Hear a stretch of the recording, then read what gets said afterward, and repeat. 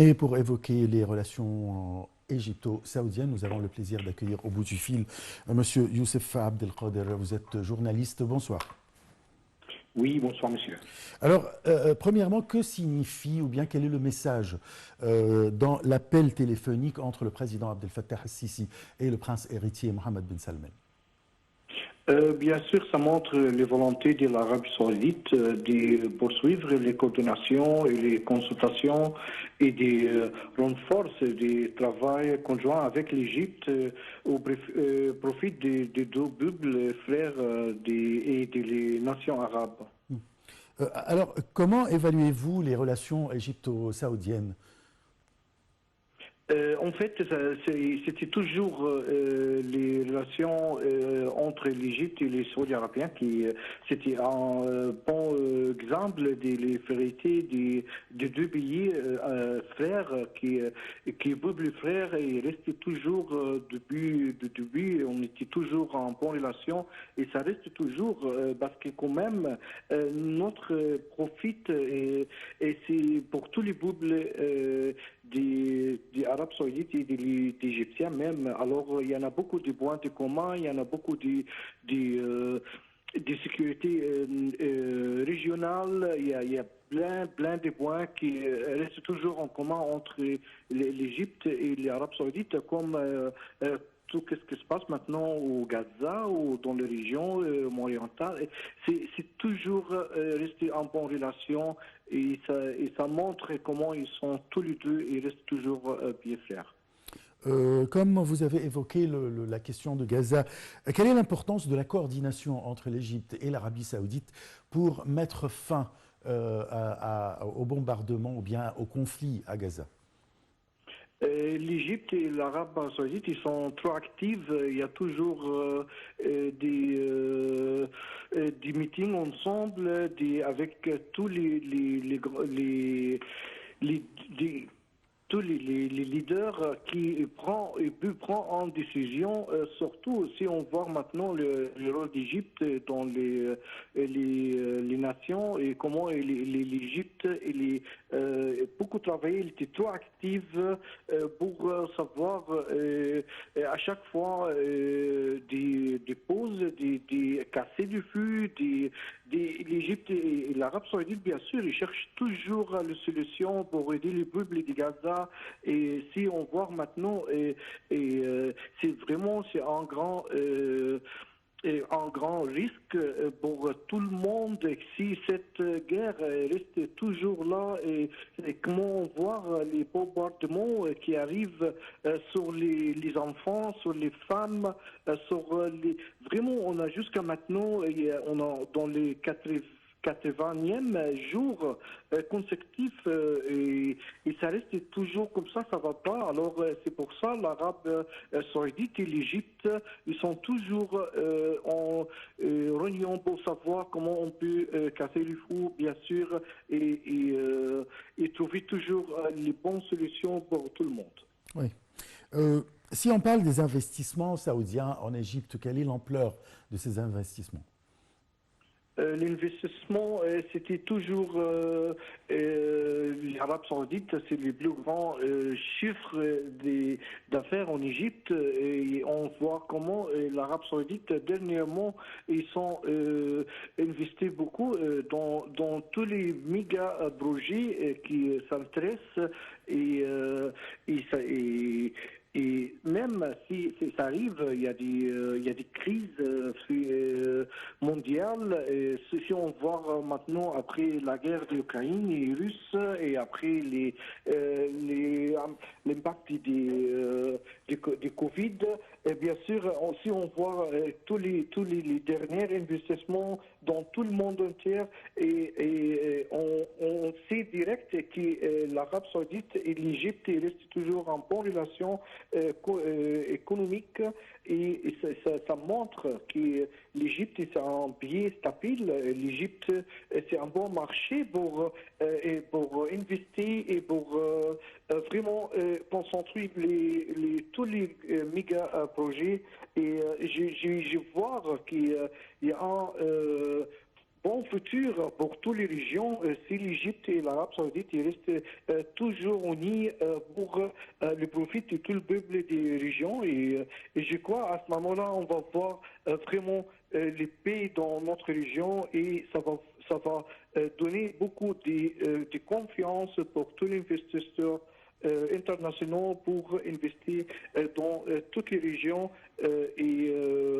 et voir un nouveau monde oriental. Ouais. Alors, il y a des centaines de milliers d'Égyptiens qui travaillent et qui vivent en Arabie Saoudite.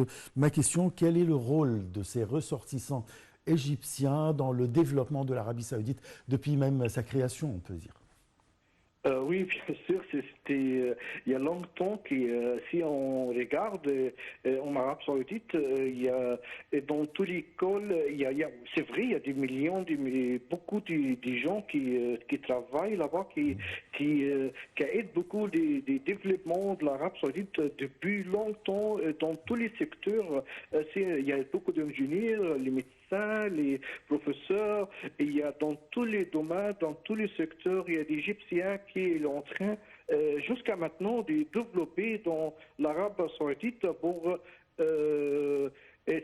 comme on a dit, c'est une billet frère, et alors l'Égypte, il a un grand rôle pour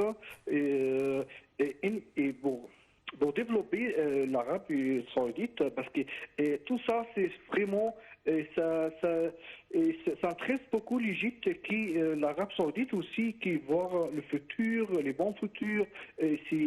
Nous, on voit comment ça change maintenant l'Arabie Saoudite, vraiment, et c'est la grâce de beaucoup d'Égyptiens, et ils sont déjà là-bas, il y a longtemps, en train de faire plein de projets, de travailler, de changer beaucoup dans l'Arabie Saoudite. Et c'est ça qu'on voit maintenant.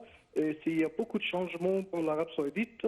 Et comme on a dit, c'est vraiment bravo. Il y a toujours les bonnes choses qui arrivent en Arabie Saoudite. On est content pour lui, bien sûr. Ouais. Je vous remercie beaucoup, Monsieur Youssef Abdelkader. Je rappelle que vous êtes journaliste. Monsieur Youssef a parlé du bon message de l'appel téléphonique entre le président Abdel Fattah al-Sisi et le prince héritier Mohammed Ben Salman, ainsi qu'il a mis en accent les bonnes relations que témoignent les deux pays, ainsi que l'importance de la coordination entre l'Égypte et l'Arabie Saoudite pour mettre fin aux bombardements israéliens dans la bande de Gaza, ainsi que bien sûr concernant les aides humanitaires transmises ou bien transférées vers Gaza pour aider à survivre les sinistrés de cette guerre et les bombardements israéliens contre la bande de Gaza.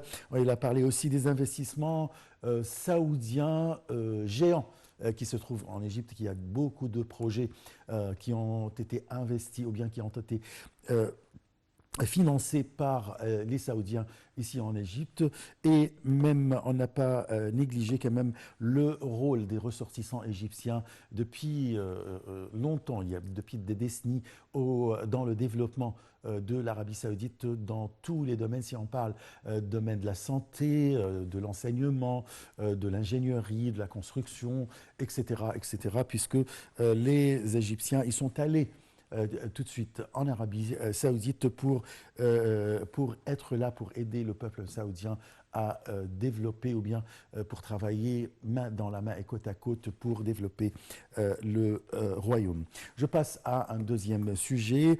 Malgré les manifestations de Noël, les catholiques en Égypte ont le cœur brisé pour Gaza. Comme chaque année, les catholiques prient à la veille de Noël, le dimanche 24 décembre, dans toutes les églises, pour que la paix règne dans le monde entier. Mais cette année, la Terre sainte en Palestine sera privilégiée pour que le nouvel an leur procure la paix.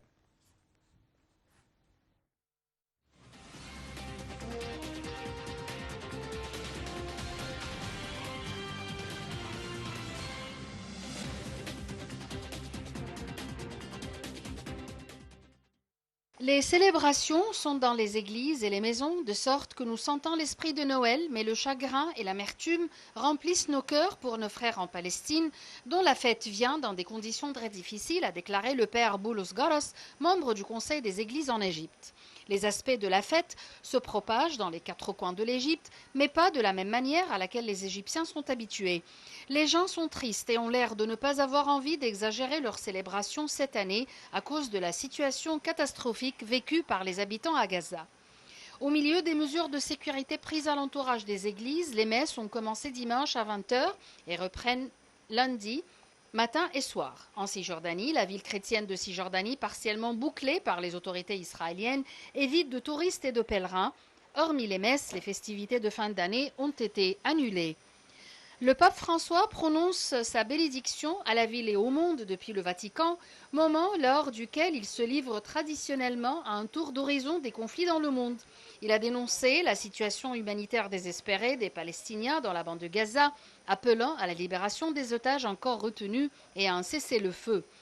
Au Liban, l'esprit de Noël est considérablement fragilisé. Les citoyens chrétiens éprouvent un sentiment de malaise pour célébrer cet événement au milieu des turbulences régionales croissantes et des défis économiques nationaux. À Londres, plus de 400 manifestants sont partis de Soho Square et se sont regroupés devant les magasins, appelant à leur fermeture.